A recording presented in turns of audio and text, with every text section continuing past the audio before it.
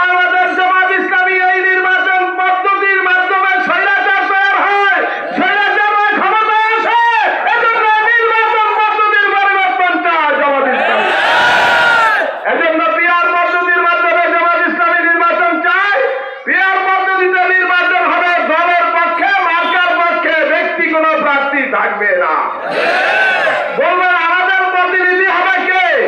আর ভাই গমসার সামসুর আর রাস্তার থেকে শুরু আপনাদের প্রতিনিধি হওয়া দরকার আছে। এজন্য বাংলাদেশের সবচেয়ে সহযোগ্য ভালো লোকের এমপি হবে। এইখানে এসে চাউলের গম ভাগ করবে না কেউ। এইরকম এমপি বিআর পদ্ধতির মাধ্যমে হবে।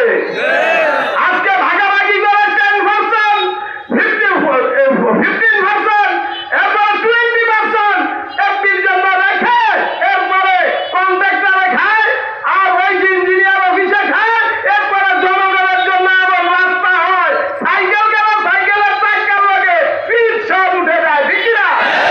এজন্য এই চাঁদাবাজরা যাতে করে এমপি হতে না পারে, এই জন্য দখলবাজরা লুটতরাজকারীরা যাতে এমপি হতে না পারে, এজন্য বিআর পদ্ধতির মাধ্যমে ভালো লোকরা নির্বাচিত হবে।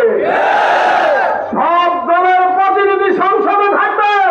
শুধু এখন 100% ভোটের মধ্যে 30-35% ভোট পাইলে তিনি সরকার গঠন করেন, আর 65%, 70% লোকেদের ভোট পচা যায়।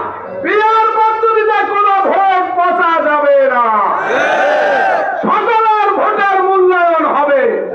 অতএব সেই পদ্ধতিতে নির্বাচন হলে একটা ইউনিয়ন পরিষদে 41 প্রকারের সুযোগ সুবিধা আছে।